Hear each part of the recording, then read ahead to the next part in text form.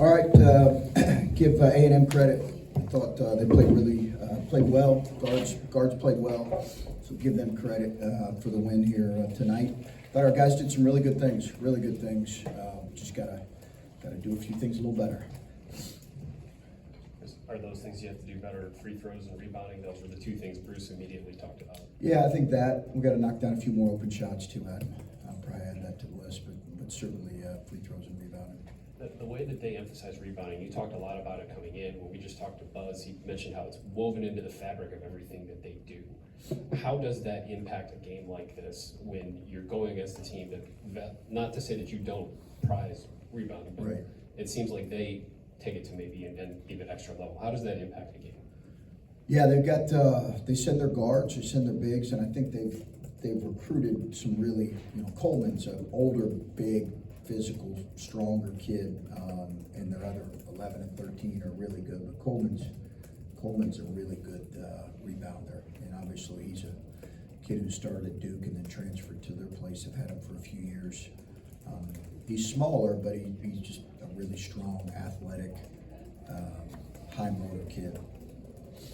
Chris, you talked earlier this week about how this team needs to prove that it can shoot the three well.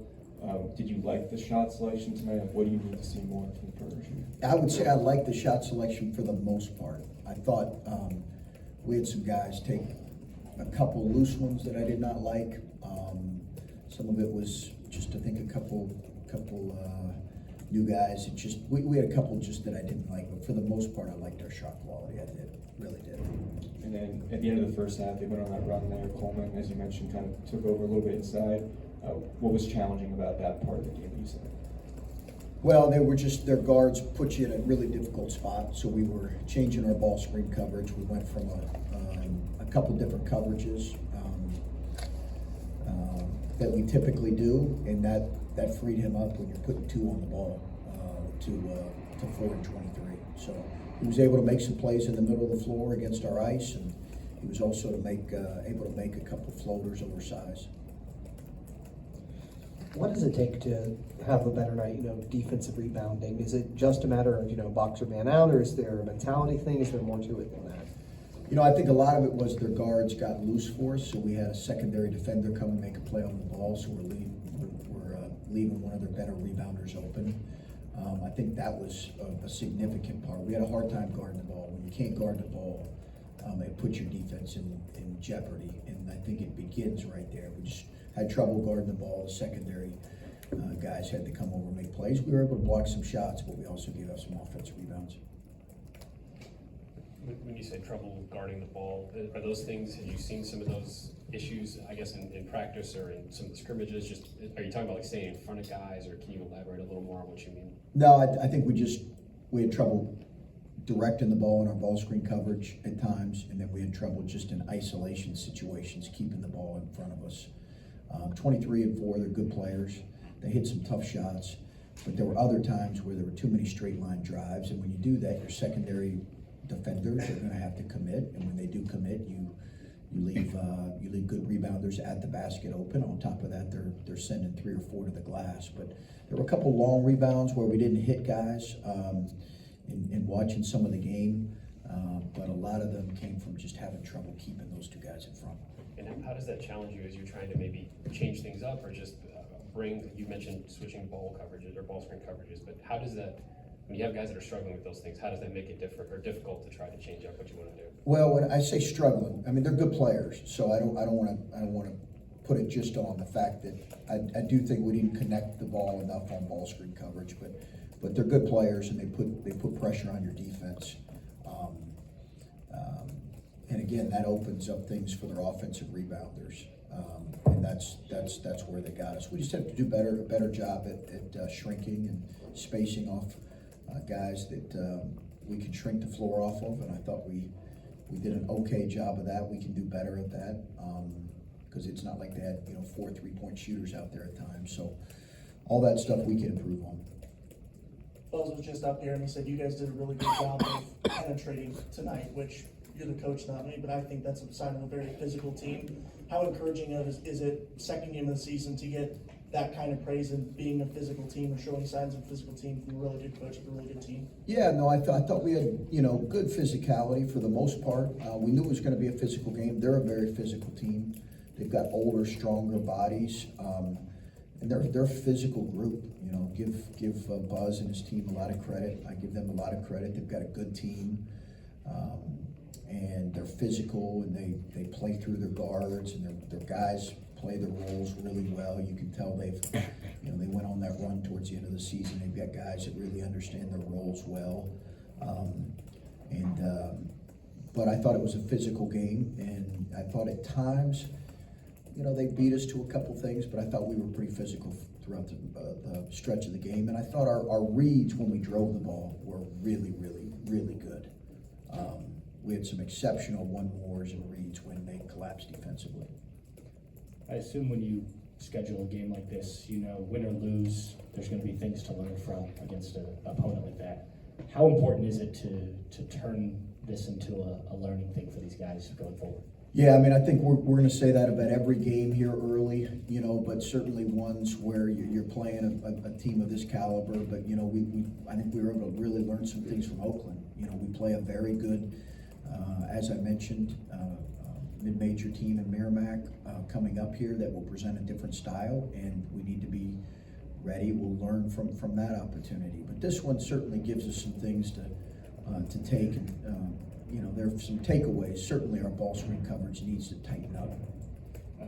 Bruce in the second half had to take over offensively.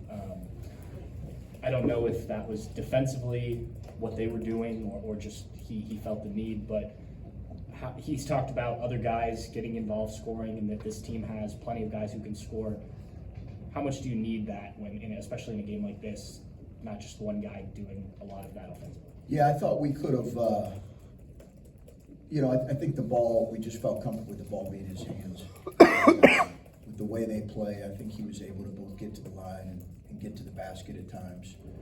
But we do need some other guys to be able to make plays and score the ball. And we need some guys that have played well in stretches for us right now, earlier in the season, that just aren't playing quite as well right now. We just need those guys to grow into what we believe they can be. Jameson, foul trouble, he played 23 minutes. I don't know how many minutes you'd like to get out of him a night, but his foul trouble, you probably like to have about 30. Yeah. So what impact is that foul trouble and missing those 7-8 minutes out of him? Shooting, I think shooting and scoring, and he's getting more committed to rebounding. I think we needed his shooting on the floor, because they're going to give you open threes. Their defense is built, and they're going to give you some open threes. It's just how they play. You got to be able to knock them down, and having him off the floor, I think hurt us. While he was on the floor, he did some good things. I don't even think there was a three-pointer made in the second half by either team, if I'm not mistaken. Sounds right. Yeah. So that part of the game, obviously, you said you wanted to get better. If you hit a couple threes, maybe you stay close. But what do you feel like? It was tied with 7-something to go, and then they didn't really pull away, but they got just enough. Yeah, I think it was a 4-point game with 2 minutes to go, maybe. What was the kind of the difference in those last? We put their best free throw shooter on the line. We didn't always convert at the line quite enough. I think those two things come to mind right now. We had a couple. We had an offensive rebound put back too. That created just enough separation. It looked like there was a stretch there early in the first half. Maybe it was late in the first half. Just a few minutes, you had Scotty and Devin on the floor. It looked like both those guys did some good things, and it also looked like there was a few moments where maybe the game sped up on them a little bit. Right now, how confident are you rolling those guys out even together against high-level competition like this? Yeah, I think I have to be aware of that. I have to be aware of making sure that we're putting those guys. I think it does help if they're around some older guys and some experienced guys early in the season, not just in a game like this, but certainly in a game like this. I think it just will allow them to play, a little more comfortably, and they have to understand that too. So there'll be stretches where we just need to do that. I think some of that had to do with Jameson's foul trouble, but if we can do it where we have those guys around older guys, that's would be the preference. Any other ones? At this early stage of the season, like, where do you think you are as far as figuring out lineups that can contribute at both ends of the court? Not having a lineup out there where the ball's gonna stick, or there's not enough guys that can consistently score for you, but can maybe defend. Oh, I think it's a work in progress, Adam, right now. I think it's a work in progress. I think the rotation we have now could look different in a month, and it could look very similar too. I don't know if I'm ready to make any, decisions. Right now, it's kind of like practice to practice and game to game. We'll see how guys are performing. We had some guys that played well against Oakland that struggled tonight. And then we had some guys that I thought played well against Oakland that had a really consistent night tonight and played well and did some good things. I thought Zed gave us a good lift off the bench again. I was pleased with that. But I think we're a ways away from kind of settling in any type of rotation. All right.